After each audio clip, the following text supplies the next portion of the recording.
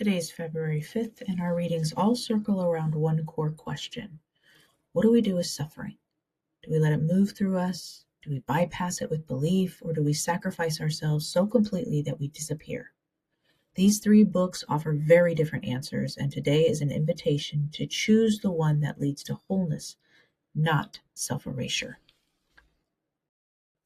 Hi, I'm Candy. I'm a hypnotherapist who's deconstructing from evangelical Christianity, and I know how mindset shapes our behavior. So, in this series, I'm going to share my daily reflections from three different devotionals. The Book of Awakening by Mark Nepo, and that one's a little more spiritual, non-religious. Also, Jesus Calling by Sarah Young, which is a very modern Christian approach. And My Utmost for His Highest by Oswald Chambers, which is a very classic Christian angle. My goal is to help you see how each one of these devotionals or these day books might shape your mindset a little differently. And if you're into that kind of reflection, please like and follow for more. Let's get started. Today, February 5th, in the Book of Awakening, and Mark Nepo talks about how we all tend to try to think our way through our pain. We try to reason, we try to ask ourselves why. And there's a lot of, mindset adjustments that can happen there. And it is an important part, but we tend to neglect allowing ourselves to feel the emotions. Like, think of grief. We tend to think through grief. Like, why am I sad about this? And grief comes in all forms. It could just be the loss of an object that you liked, or maybe your expectations are not fulfilled. There's a grief, there's a process. And allowing yourselves to feel it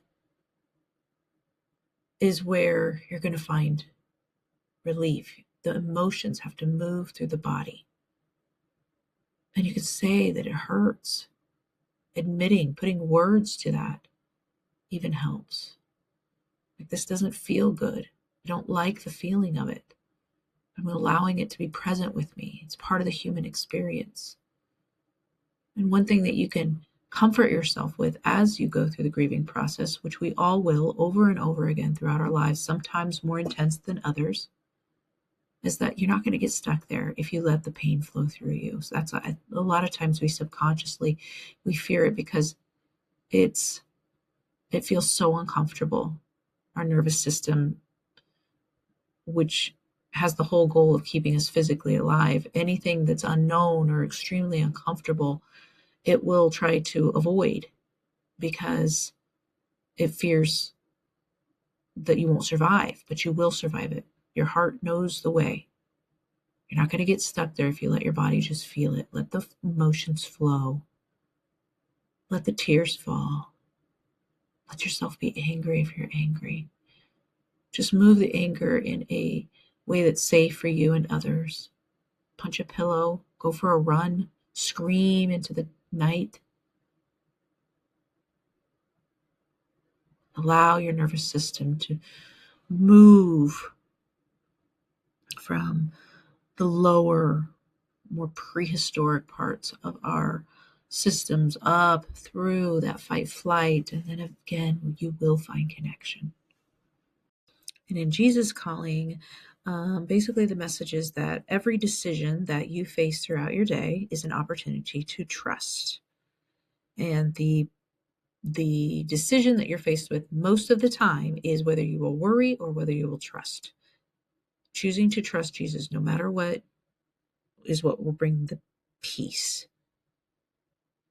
This one just makes me wonder, what exactly are we trusting? Are we trusting that all things are going to work together for good, which is a scripture verse? Are we trusting that he will return and make things right? Do we trust in, his justice, his wrath, his love? What are we trusting in? That makes a big difference in whatever you believe. That belief that you're trusting in makes a difference in how you will show up in the world towards others. So a lot of evangelical Christians today are believing that Jesus is going to come back soon. So they're trusting in that, right? No matter what's happening, well, God's going to come and make it all right at some point. And so then they don't do what they need to do to change things.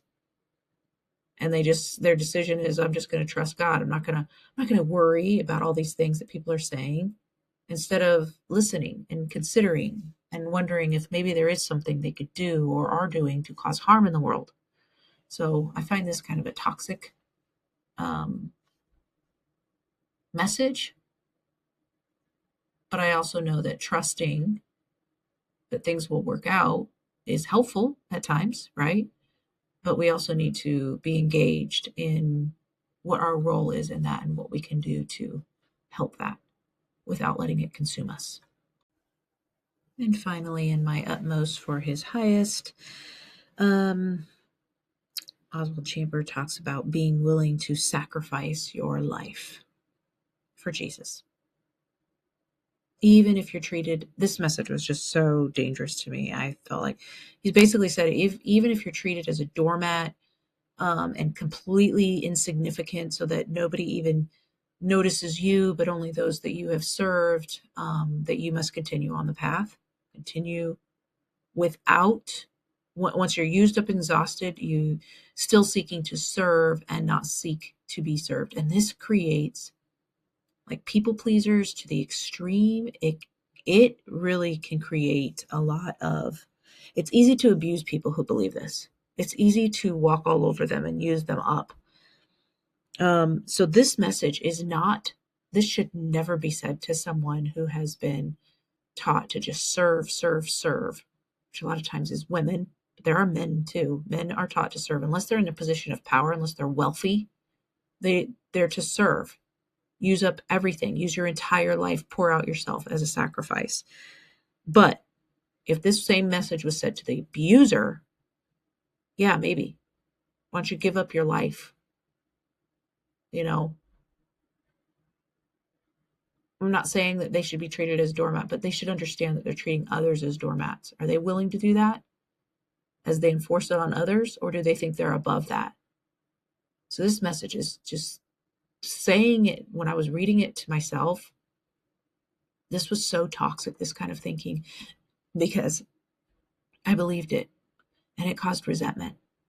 It caused exhaustion. It caused complete unhappiness, and that unhappiness gets felt by those around. It has a ripple effect. So today's message is mostly about like kind of the suffering and, what the suffering, what we do with it. Do we lean into it and allow our bodies, allow it to flow through our bodies, allow ourselves to feel what it feels like, because that's part of the human experience? Do we just kind of just trust Jesus that it's going to get fixed eventually and not really deal with it? Or do we just pour ourselves out and completely deplete ourselves, self-erasure once again, like Oswald Chambers seems to hint at? Those are the 3 readings for today, and I hope you choose wisely. Have a great day. Remember, you get to decide what you devote your thinking to today. You might not be able to control every thought that comes in, but you can definitely decide what you entertain. And whether it comes from something I've said today or something completely different, choose wisely and set an intention that truly benefits you and those around you. And if you found any value here today, don't forget to like and follow. Thank you for joining me on this journey, and let's keep our minds on what helps us love ourselves and each other a little bit better every day.